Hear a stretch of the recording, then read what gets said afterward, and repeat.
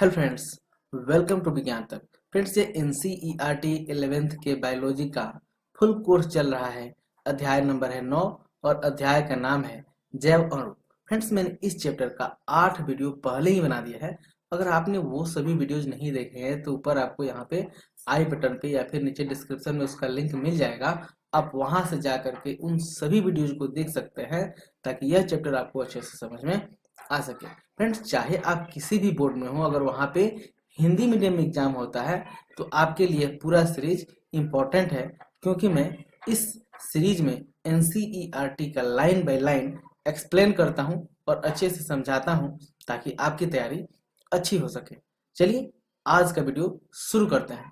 आज हमें सबसे पहले पढ़ना है एंजाइम। ठीक है, तो एंजाइम के बारे में सबसे पहले हम लोग थोड़ा इंट्रोडक्शन लेंगे। चलिए जानते हैं। लगभग सभी एंजाइम प्रोटीन होते हैं। मैंने पहले ही बताया है कि आप एक बार फिर से याद रखिए कि लगभग सभी जो एंजाइम होते हैं वो क्या होते हैं, प्रोटीन है। एक ही है, आगे मैं बात करता हूँ उसके बारे में। तो अभी फिलहाल याद रखिए कि जितने सारे एंजाइम होते हैं वो लगभग लगभग सभी एंजाइम क्या होते हैं, प्रोटीन होते हैं। कुछ न्यूक्लिक अम्ल एंजाइम की तरह व्यवहार करते हैं, इन्हें राइबोजाइम्स कहते हैं। ठीक है, अब देख कुछ न्यूक्लिक अम्ल भी हैं जो किसकी तरह कार्य करते हैं, एंजाइम की तरह कार्य करते हैं। तो उसे क्या कहते हैं, उसे कहते हैं राइबोजाइम्स। किसी भी एंजाइम को रेखीय चित्र द्वारा रेखीय चित्र द्वारा चित्रित कर सकते हैं। ठीक है, देखिए मैंने आपको बताया था ऊपर प्रोटीन में कि रेखीय चित्र से कैसे चित्रित करते हैं। जैसे प्रोटीन के लिए ये ऐसा होता था, ये प्राथमिक संरचना होता था, फिर ऐसे ये द्वितीयक संरचना होता था। उसी तरह एंजाइम को भी रेखीय चित्र द्वारा चित्रित कर सकते हैं। एक एंजाइम में भी प्रोटीन की तरह प्राथमिक संरचना मिलती है जो एमिनो अम्ल की श्रृंखला से बना होता है। तो मैंने आपको प्रोटीन में बताया था प्राथमिक संरचना, द्वितीयक संरचना और तृतीयक संरचना, 3 तरह की संरचनाएं होती है। वैसे ही एंजाइम में भी उसी तरह की संरचनाएं होती है।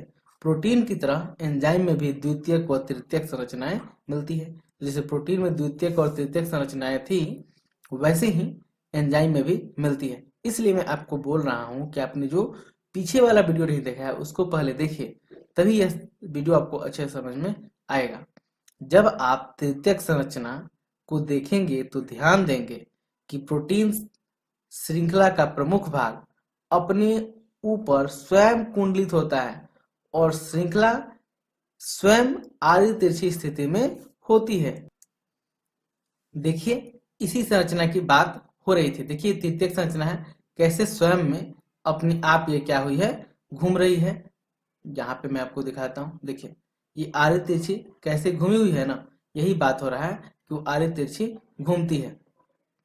इसमें बहुत सी दरार या थैलियां बन जाती है। ठीक है, तो जो आड़ी तिरछी घूमती है ना, तो उसमें बहुत जगह पे क्या होता है, दरार पड़ जाता है या फिर थैली बन जाती है। इस प्रकार की थैली को सक्रिय स्थल कहते हैं। तो उस प्रकार की जो थैलियां बनती है उन्हें क्या कहते हैं, उन्हें कहते हैं सक्रिय स्थल। एंजाइम का सक्रिय स्थल वे दरार या थैली है जिसमें क्रियाधार आकार व्यवस्थित होता है। ठीक है, तो कौन सी थैली है, जहां पे क्रियाधार आकार व्यवस्थित होते हैं, मतलब वहीं से क्रियाएं शुरू होती हैं। इस प्रकार एंजाइम सक्रिय स्थल द्वारा अभिक्रियाओं को तेज गति से उत्प्रेरित करता है। तो क्या करता है एंजाइम, क्या करता है, तो सक्रिय स्थल द्वारा, किसके द्वारा, तो एंजाइम सक्रिय स्थल द्वारा अभिक्रियाओं को तेज गति से उत्प्रेरित करता है। वैसे आप जानते भी होंगे कि एंजाइम का काम क्या होता है, अभिक्रिया को तेज कर देना। ठीक है, एंजाइम उत्प्रेरक अकार्बनिक उत्प्रेरक के कई प्रकार से भिन्न होते हैं।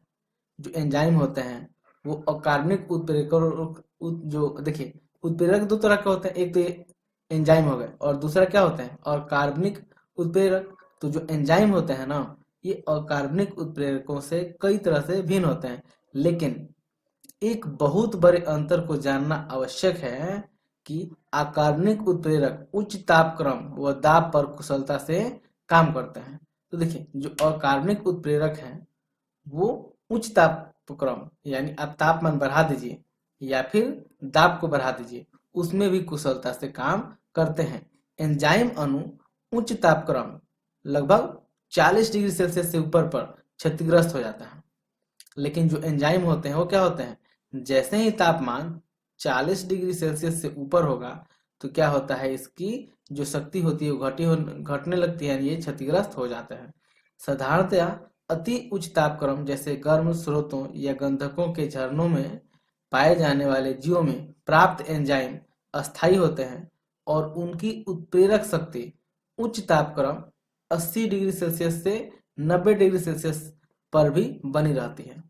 अब देखिए इसमें थोड़ा सा समझने वाली बात यह है कि कुछ ऐसे बैक्टीरिया होते हैं, जैसे हम लोग जिसे आद्य बैक्टीरिया कहते हैं या आर्की बैक्टीरिया, यहाँ पे मैं लिख कर बताना चाहूंगा, ये आद्य बैक्टीरिया होते हैं, आद्य बैक्टीरिया होते हैं। तो आद्य बैक्टीरिया की विशेषता क्या होती है कि आद्य बैक्टीरिया, मैं कलर चेंज कर ले रहा हूँ, तो आद्य बैक्टीरिया की विशेषता क्या होती है कि वह लगभग 100 डिग्री सेल्सियस पर भी जीवित रह सकता है और उसमें जो उत्प्रेरक होते हैं वो यहाँ पे 80 से 90 दिखाया जा रहा है, लेकिन आप मान के चलिए 80 से 100 डिग्री सेल्सियस पे भी वे जीवित रहते हैं और अपना कार्य भी करते हैं। कौन से बैक्टीरिया है, उन्हें आर्की बैक्टीरिया या फिर आद्य बैक्टीरिया के नाम से जानते हैं। उपरोक्त एंजाइम जो ऊष्मा स्नेही जीवों से पृथक किए गए हैं ऊष्मा स्थायी होते हैं, यही उनकी विशेषता है। अब ये जो मैंने अभी आपको बताया एंजाइम के बारे में वो क्या है, वो ऊष्मा स्नेही जीवों से पृथक किए गए हैं।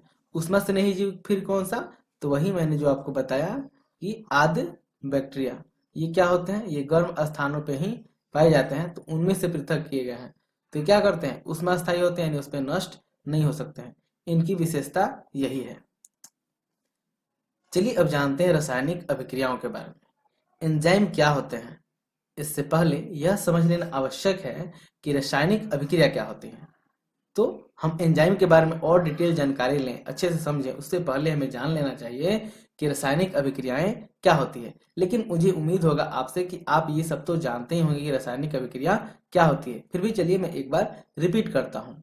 तो रासायनिक यौगिकों में दो तरह के परिवर्तन होते हैं, पहला भौतिक परिवर्तन और दूसरा होता है रासायनिक परिवर्तन। अब देखिए भौतिक परिवर्तन क्या है, भौतिक परिवर्तन जिनमें बिना बंध के टूटे हुए यौगिक के आकार में परिवर्तन हो जाता है, यानी बंध नहीं टूटेगा लेकिन यौगिक का जो आकार है उसमें बदलाव हो जाएगा, तो उस तरह के परिवर्तन को हम लोग क्या कहेंगे, भौतिक परिवर्तन। अन्य भौतिक प्रक्रिया में द्रव की अवस्था में परिवर्तन हो जाता है।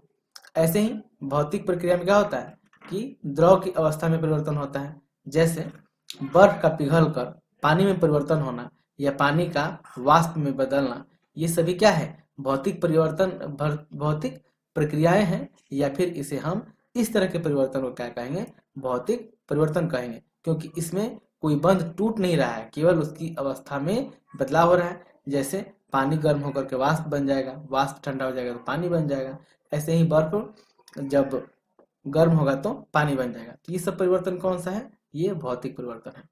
रूपांतरण के समय बंधों का टूटना व नए बंधों का निर्माण होना ही रासायनिक अभिक्रिया होती है। तो रासायनिक अभिक्रिया क्या कहेंगे कि रूपांतरण के समय या रूपांतरण के दौरान बंधों का टूटना या नए बंधों का बनना रासायनिक अभिक्रिया होती है।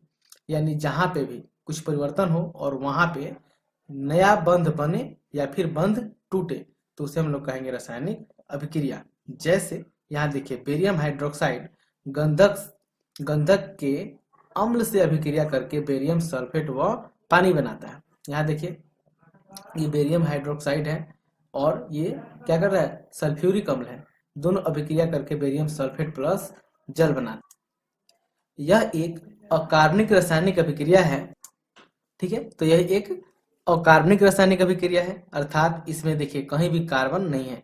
अकार्बनिक में क्या होगा, अकार्बनिक रासायनिक अभिक्रिया में कहीं भी कार्बन अभिक्रिया में भाग नहीं लेगा।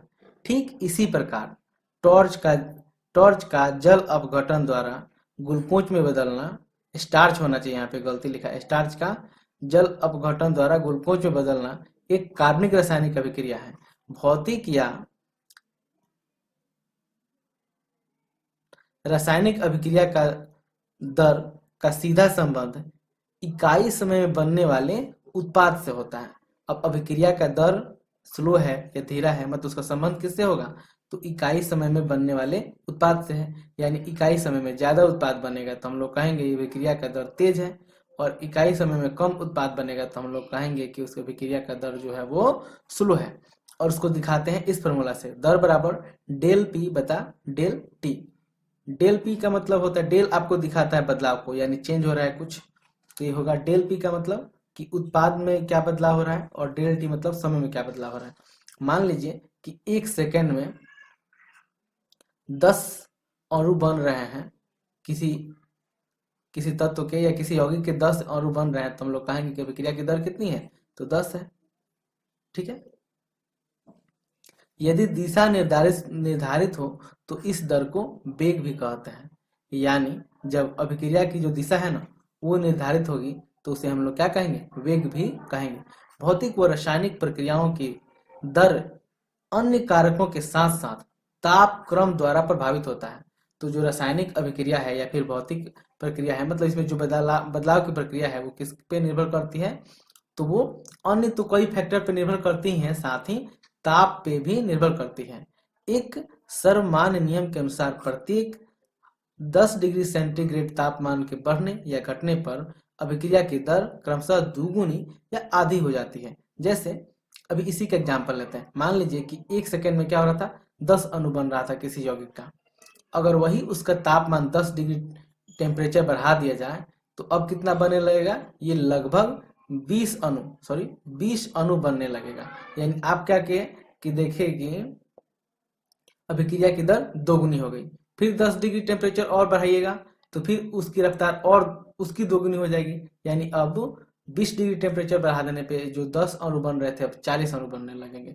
वैसे ही अगर आप तापमान घटाते हैं, 10 डिग्री तापमान घटा देंगे तो अभिक्रिया की दर कितनी हो जाएगी, आधी हो जाएगी। जैसे 10 अणु बन रहे थे तो इसका आधा कितने अणु बनेंगे, 5 अणु बनेंगे। उत्प्रेरित अभिक्रियाएं अन्य उत्प्रेरक अभिक्रियाओं की अपेक्षा उच्च दर से संपन्न होती है। जैसे जो अभिक्रिया उत्प्रेरित होती है यानी एंजाइम द्वारा होती है वो क्या होती है, तेज गति से बनती है, मतलब उसकी दर तेज होती है। जबकि जिसमें उत्प्रेरण नहीं होता है उसकी जो दर होती है वो स्लो होती है। जब किसी एंजाइम द्वारा उत्प्रेरित अभिक्रिया की दर बिना उत्प्रेरण के संपन्न होने वाली अभिक्रिया से बहुत अधिक होती है। यहाँ पे जब का कोई जरूरत नहीं है, यानी किसी एंजाइम द्वारा उत्प्रेरित अभिक्रिया की दर बिना उत्प्रेरण के संपन्न होने वाली अभिक्रिया से बहुत अधिक होती है। यानी जब भी आप एंजाइम द्वारा अभिक्रिया कराइएगा तो उसका दर काफी अधिक होगा। जैसे यहाँ देखिए कार्बन डाइऑक्साइड है और जल है, दोनों अभिक्रिया करके क्या बनाते हैं, ये बनाते हैं कार्बनिक अम्ल। अब यहाँ पे देखिए आगे ध्यान दीजिएगा, यह अभिक्रिया बहुत मंद होती है। अभी मैंने आपको अभिक्रिया दिखाया वो बहुत मंद होती है, जिसमें 1 घंटे में कार्बनिक अम्ल के 200 अणुओं का निर्माण होता है। सोचिए 1 घंटे में कितना अणु, 200, काफी स्लो है। लेकिन उपरोक्त अभिक्रिया कोशिका द्रव में उपस्थित एंजाइम कार्बोनिक एनहाइड्रेज की उपस्थिति में तीव्र गति से संपन्न होती है। देखिए यहाँ पे ऊपर आपने देखा ही, ये कार्बनिक एनहाइड्रेज है, ये जब अभिक्रिया कोशिका में होगी तब क्या होगी, काफी तेज होगी, जिसमें कार्बनिक अम्ल के 6 लाख अणु प्रति सेकंड बनते हैं। देखिए ये 1 घंटे में 200 अणु बन रहे थे बिना उत्प्रेरण के, और वही जब उसको एंजाइम द्वारा उत्प्रेरण प्राप्त हो रहा है तो क्या बन रहा है, 1 सेकंड में 6 लाख अणु। सोचिए कितना तेजी से बन रहा है, 1 सेकंड में 6 लाख अणु। एंजाइम ने इस क्रिया की दर को लगभग 10 लाख गुना बढ़ा दिया है। एंजाइम की यह शक्ति वास्तव में अविश्वसनीय लगती है। आप खुद सोचिए एंजाइम में कितना पावर है कि अभिक्रिया के दर को 10 लाख गुना बढ़ा देना। सोचिए इतना छोटा सा एंजाइम, इतना छोटा सा अणु और क्या क्या कर सकता है, इसलिए इसे कहते हैं क्या, अविश्वसनीय है।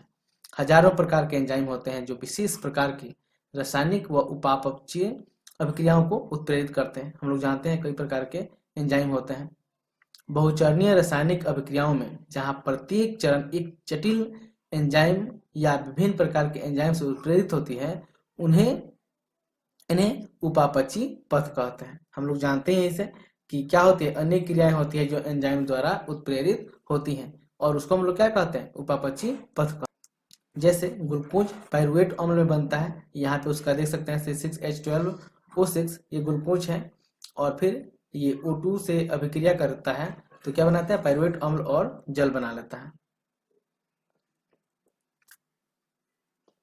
ग्लूकोज से पाइरुवेटिक अम्ल का निर्माण एक रासायनिक पथ द्वारा होता है जिसके द्वारा 10 विभिन्न प्रकार के एंजाइम उपापचयी अभिक्रिया को उत्प्रेरित करते हैं। कितने प्रकार के? तो 10 प्रकार के एंजाइम होते हैं। आप अध्याय 14 में उपरोक्त अभिक्रियाओं के बारे में पढ़ेंगे। तो अध्याय 14 में जब पढ़ाऊंगा तो आप डिटेल में इसके बारे में जान जाइएगा। इस अवस्था में आपको जान लेना चाहिए कि एक ही उपापचयी पथ पर एक या दो अतिरिक्त अभिक्रियाओं के द्वारा विभिन्न प्रकार के उपापचयी उत्पाद बनते हैं। तो क्या होता है, एक ही पथ पर या फिर एक से ज्यादा पे भी क्या होते हैं, दो या उससे अधिक अभिक्रियाएं विभिन्न प्रकार के उपापचयी उत्पाद बनाते हैं। हमारी कंकाली पेशियों में अनॉक्सी स्थिति में लैक्टिक अम्ल का निर्माण होता है, जबकि सामान्य ऑक्सी स्थिति में पाइरुवेट अम्ल का निर्माण होता है। देखिए, हमारे शरीर में जहाँ पे ऑक्सीजन नहीं पहुंच पाता है वहां पे अनॉक्सी शोषण होता है और वहां पे क्या बनता है, लैक्टिक अम्ल बनता है। और शरीर में लैक्टिक अम्ल के कारण ही थकान आती है। देखिएगा, आप जब कभी दौड़ लेते हैं या किसी अंग से ज्यादा मेहनत कर लेते हैं तो उस अंग में थकान हो जाता है, क्योंकि वहां पे अनॉक्सी शोषण होता है और अनॉक्सी शोषण में लैक्टिक अम्ल बन जाता है। जबकि जब फेफड़े द्वारा हम लोग शोषण लेते हैं, सांस लेते हैं, तो वहां पे पूरा ऑक्सीजन मिलता है और उसके द्वारा पाइरुवेट अम्ल बनता है।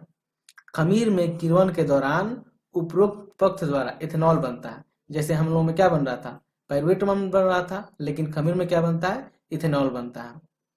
विभिन्न दिशाओं में विभिन्न प्रकार के उत्पाद का निर्माण संभव है। अब देखिए, विभिन्न दिशा में होगा, अगर मतलब अभिक्रिया की दिशा बदल जाएगी तो उत्पाद भी अलग अलग प्रकार के पैदा हो सकते हैं। अलग अलग तरह के जो उत्पाद हैं वो निर्मित हो सकते हैं।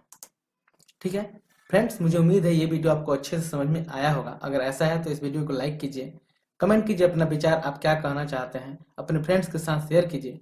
बुरा लगा है तो डिसलाइक कीजिए। यह वीडियो देखने के लिए आपका बहुत बहुत धन्यवाद। बाय।